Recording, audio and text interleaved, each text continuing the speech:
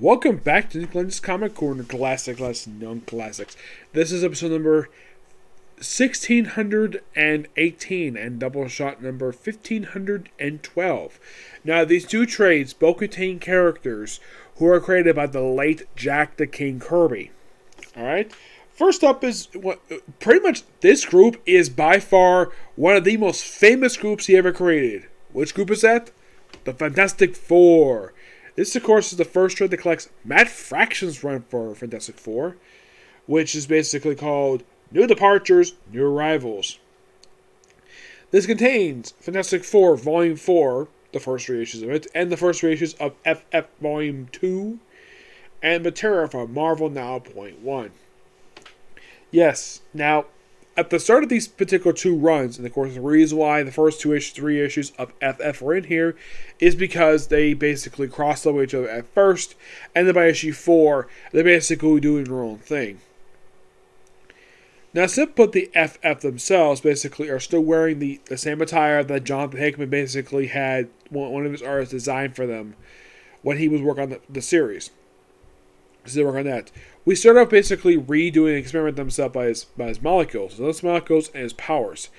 He basically discovers that his powers are he's dying.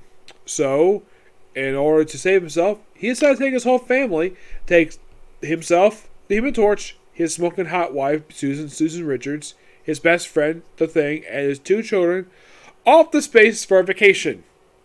But we need to have people stay on Earth for a bit. So they need to recruit 4 replacements. Reed Richards recruits Scott Lang, because he's got experience with the group. Yep. He was actually part of the group back in the early 90s. Yeah, for a very brief period of time he came back here to join part of the FF. He recruits She-Hulk, another previous member who's part of the group in the past. Yeah, she was briefly part of the group back in the 80s, and she returns here. And she's mostly in the second line for FF. Sue recruits Medusa, another character who has history with the Fantastic Four. So 3 out of 4 basically have past history experience with Fantastic Four. In the case of the Human Torch, he recruits his girlfriend, Dana Doring, who becomes Miss Thing. Yep. And she pretty much is given the suit that the Thing had back in the 80s. During his Marvel 2-1 series, when he briefly lost his powers to become the Rocky Thing, so he becomes a suit before he had his suit was destroyed, and now it's apparently been rebuilt, and she's become She-Thing. And currently, she still is She-Thing, in case you're wondering. So yeah, you can be a team for about 4 minutes. They go up to space, and they're going a lot longer than that, and apparently the public is not fully accepting of the Fantastic Four. They call them Anti-ist Four, and then eventually called Fantastic Four, and they had to pay up, basically, with the damage caused by the Mole Man. Yep. So, there's some exploring going on. It's like a good start for this particular run, and I do appreciate what manufacturers do with this book. I initially was not really a big fan of this run when this came up because I just thought basically the biggest problem I had with this book in particular was the fact that the storyline dragged. Oh my gosh. They dragged this for 16 issues, and let me point out something you might find interesting, though. They redesigned the logo for this book. Yep. Yeah, because during Hickman's run, it was different, per se. It was, let's see if I can find it here. This one right here, you see the logo for Fantastic Four Jonathan Hickman Volume 1? Yeah, that was the logo that was there when he was writing the book. Yeah, it seems as though whoever is the writer of the book, they can change the logo if they want to. Wade has simply like the classic logo that Fantastic Four has had for decades. And when Hickman took over, he switched from that font to this one, and then apparently Faction switched to this one here. And well, that's good. And of course, the Future Foundation, now I should point out that Patrick does write everything here. Now, the main book is done by Mark Bagley. I think he does all 16 issues. Now, in the case of FF Volume 2, it's done by Mike Ultra with his wife Laura as a color artist. I should point something else interesting about this. I'll point it in a minute. I'm going to give this book a 9.5 out of 10. There's so also the recurring joke about the Thing's hatred of the Yankee Street Gang. You might find this interesting about these two books. Matt Fraction didn't write the whole thing of this damn thing. Oh no, he left the books. Fantastic Four, I think he left that with issue number 11. And FF, I think he left with issue 9. And here's the thing. They had a ghostwriter. Yes, seriously. Marvel hired a ghostwriter to finish these books. Because Fraction left. Do not know why he left. Maybe he had disagreement with Axel Lawrence about something. I have no idea. If I ever get a chance to meet Matt Fraction, I will ask that question. Why was he removed from this book and replaced with a ghostwriter? Yeah, seriously. It was like if you look up basically the credits for the final issues of this volume, Fantastic Four and FF, that there was a co-writer listed there. That was the actual writer. Fraction was left as the regular of this. I think he had nothing to do with these books at all. Nothing. I heard about the ghostwriter thing several years ago, and it's just my theory that Axel Lawrence pretty much just forced him off the book and have him and a bunch of other writers leave Marvel. Yes, he was by far, at the time when he left, one of the most popular writers at Marvel. Because a lot of his books, in my opinion, were actually one of Marvel's best-selling books. Like his Hawkeye book, for example. People love that. People also love stuff Jonathan Hickman did, Ed Brubaker. Either, 1, the contract expired, or 2, he quit. That's simply put what I think might have happened. But could you at least tell the guy to actually finish his damn book before he goes? Oh no, he couldn't. He just basically got fired and got replaced with somebody else to be ghostwriter for the rest of the book because he couldn't bother to move Matt Fraction's name off the book, despite the fact I'm sure they probably solicited his name on the book, despite the fact he wasn't the writer. Alright, moving on to DC Universe presents Deadman and the Challengers of the Unknown. Yeah, I've always wanted to do it. I'm challenging them. Now, the Challenge Unknown are creations of Jack Kirby. Yep, he did create this group. I think it was back in the late 60s. Now, I should point out, though, something interesting to know about this group. Let's see if we can find it here. Yes, now, in the case of the Challengers of the Unknown, that's seriously what they're called. Yes, they were creations of Jack Kirby, obviously. The original version of them.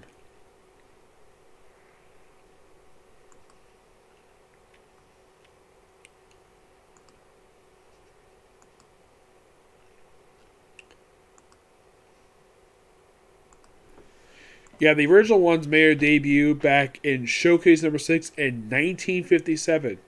Yes, the Challenge Unknown, which at the time was comprised of Ace Morgan, Professor Helly, Reed Ryan, June Robbins, Rocky Davis. And here's the thing about this group. It's pretty much 4 guys. And a lot of people saw this group as DC's take on the Fantastic Four, despite the fact this group made a debut 4 years before the debut of Fantastic Four. And this book pretty much reintroduced them. I'm going to talk about them first because they don't make much appearance after this book wraps up. They're in issue 6 to 8 of this book. Most of it we just explore, like, what this group basically, like, their backstory, the effects of people were borrowed time. And here's the thing. When the group first started, this was the members. June Ribbons. Ace Morgan. Red Ryan.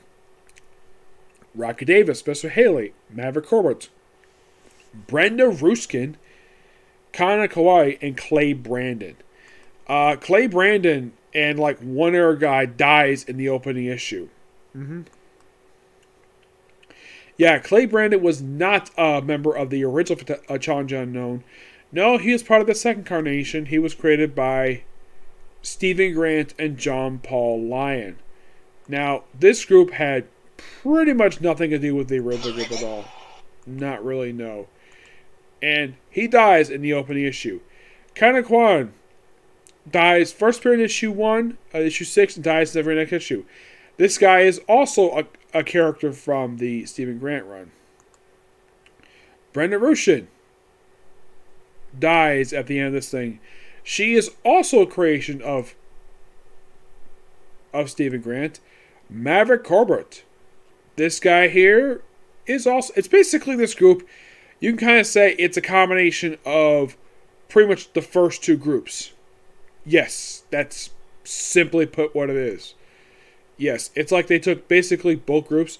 Now, they have this character, Rocky Davis. He's part of the original incarnation of the Challenger. He was actually very much alive up until very recently, until they killed him off.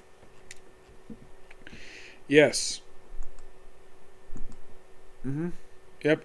They killed him off once this feature wrapped up. Now, yeah, they practically killed off half the team by the end of this book. And there's also Red Ryan. He is definitely a character. Now, pretty much, June Robbins, who I believe, she, Ace, Red, Rocky, and Professor, these 5 were creations of Jack Kirby. The final 4 were creations of Stephen Grant. And because it's challenging. Now, I should point out, though, about the writers of this particular, at this point in time of the book. It was actually Dan DiDio and, get this, Jerry Ordway, who was also the artist of these issues. Yes, he was, in fact, the artist of these issues. Yep, they also have this crazy guy in the book. Yeah, there was this guy who went freaking nuts in these issues.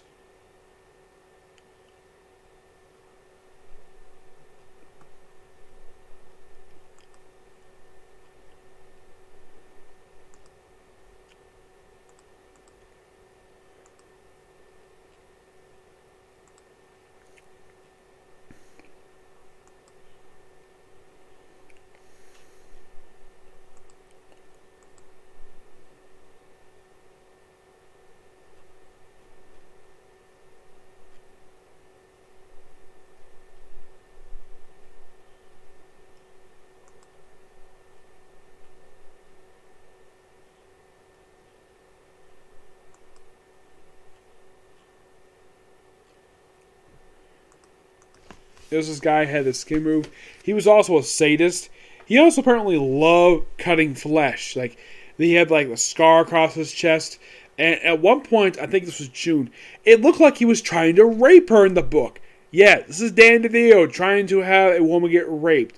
By the way, she was engaged to somebody. I'm like, Maybe there a book Dan DiDio wrote around this period of time where it had a character engaged to another character. And by the way, the other character was June's cousin, and she was engaged to Omac. Yes. So, both of them basically had fiancés. One is currently dead. The other one is basically running around as a freaking robot. Well, basically being possessed by Omac. The challenging issues are really good. I thought they were really well done by Dan DiDio, because not denying the fact the guy's a really good writer, but when it comes to editorial stuff, it's not exactly very exciting. Deadman. This is interesting about him. Now, before I get to him, after this feature wrapped up, next time you see the challenge I know is actually an issue of Phantom Stranger of all places. Yes, that's what next popped up. And after that, like nothing for several years until they popped up for Dark Days, the casting. And then they got a brief ongoing series under the New Age of Heroes line called New Challengers by Scott Snyder. That got canceled after 5 issues. And that's it for them. That's all they've had since this book wrapped up. While Deadman, now, this book was technically not his first appearance in the New 52. Oh no, it wasn't. Because here's the thing. This guy was appearing in 3 books at the same time. His first appearance, well, actually, what was this book? You see, he was appearing in 3 books at the same time. He was appearing in this book. He also appears as a recurring character in the pages of Hawk and Dove by Rob Liefeld and Justice League Dark. And after, now his feature in this book was only 5 issues, and that was it. It's just mostly a classic Deadman story. Now, Deadman himself was created by the late Carmine Infantino. Now, what is this guy most famous for creating? Detective Chimp? Reverse Flash? Yes. He created these characters. Of course, he was also created by Arnold Drake. Yeah, and here are your characters who were created by Carmine Infantino. You have both the original. You have pretty much, get this. You have Reverse Flash, Barry Allen, Wally West, Barbara Gordon. Yes, Barbara Gordon was the creation of him. Let's see. You also have Captain Comet. Yes, there's a lot of characters that he created. Most like a lot of Flash villains. Yeah, he created a lot of Flash villains.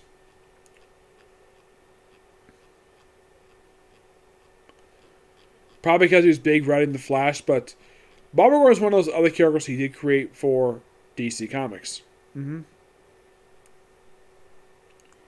yes, he created a lot of very well-known characters, per se.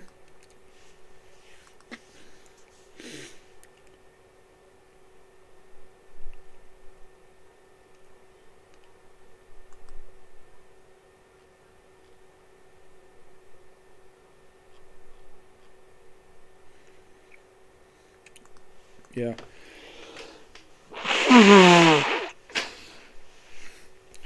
It's mostly the Deadman stuff, mostly him just solving some stuff in just typical Deadman fashion. He doesn't possess anybody I can think of, no, but the Deadman stuff is actually just pure fun, what it is. And this is actually by Paul Jenkins. Yes, Paul Jenkins wrote this. And the artwork is done by Bernard Chang, a really good artist. Yep. Here's some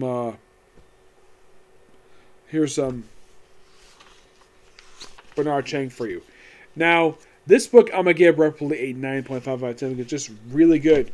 Now, as for Deadman himself, oh, good gosh, yes, this guy still frickin' appears. As of currently, he appears as a regular supporting character in Wonder Woman. No, seriously, he appears in Wonder Woman. Now, you might find this interesting, though, about Boston Brand. Aside appearing in this book, he appeared in every issue of Justice League Dark, pretty much all the issues. Yes. Of the first volume. And a little bit of the second volume. Not a lot of second volume, per se, surprisingly. No, he'd appear a lot in this book, for surprisingly. I don't really get why. It's almost like that James Timm didn't want to include in the book. Basically, have him as just a recurring character. Yes. Of course, well, he was also featured in, like, the annuals for Justice League America, the final Justice League United, Issues Miracle. Excuse me. He was featured everywhere. Heck, he popped up even for some issues of Grayson. Yes, he popped up for Grayson of all places, which, that was kind of weird. Let's see. I'm just checking here. I'm sure he made a physical appearance in the book.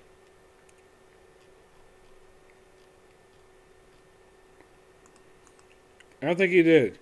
But it's quite strange that he appears in all books Grayson.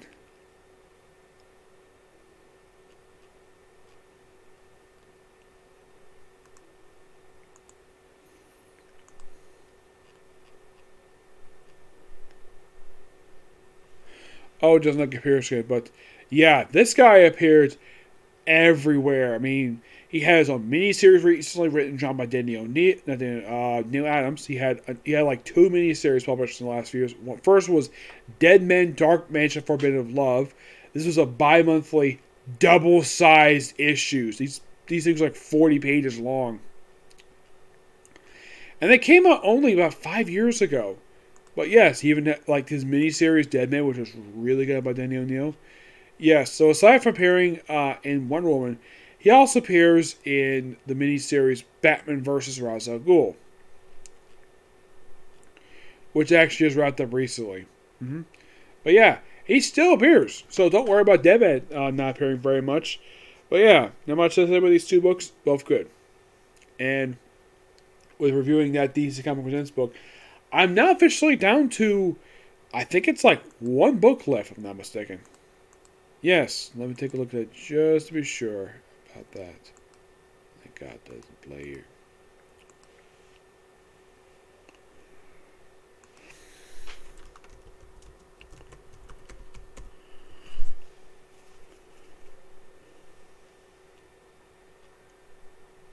Okay, I did DC Universe Presents the... Get this, I did the first volume 6 years ago. Yes, 6 years ago I was still in my old house. This was back on May 8th, 2015. which, if you think about it, that's more, yeah, it's pretty much 6 years ago that I did it. Mm-hmm. Now you might be asking, Nick, why the heck did it take you 6 years to do another volume for this? I never thought to recently do another volume. It just wasn't on my mind. I was thinking of ordering it, but it took me a while to get back to it. But yes, now I'm back to it. And I officially one more book left to go. And I know that the final issue apparently features Beowulf. There's also some issues that feature, I think it was like Red Hood and Starfire. Mm-hmm. Yes.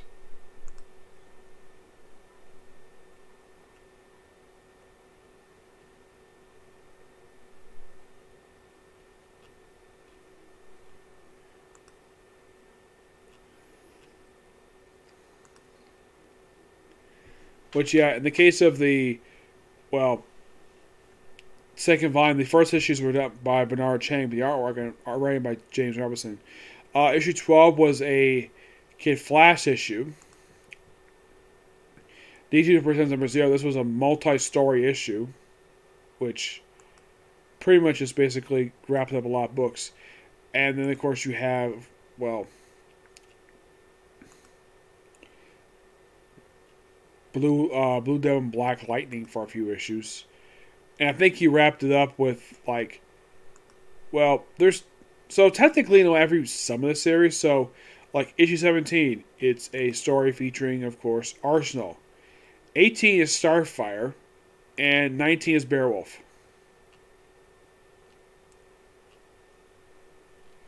Yep, it's kind of weird, though, the fact that the final issue does not have anything to do with the cover itself. The cover has freaking Flash in the cover, yet Beowulf is not on the cover. Yep. But Volume 3 definitely be something basically I would cover in the future. Eventually, of course. Yep. So yes, that's a particular view, and that's probably going to be a video today. So, now, I was thinking of doing Shaman King tonight, but because of the fact I was trying to continue with Walking with Demons Romacon, so I'm going to worry about that tomorrow. Yes, tomorrow, along with more videos of Walking with Demons Romacon, and possibly our Comic Corner. Okay? Next video. Bye.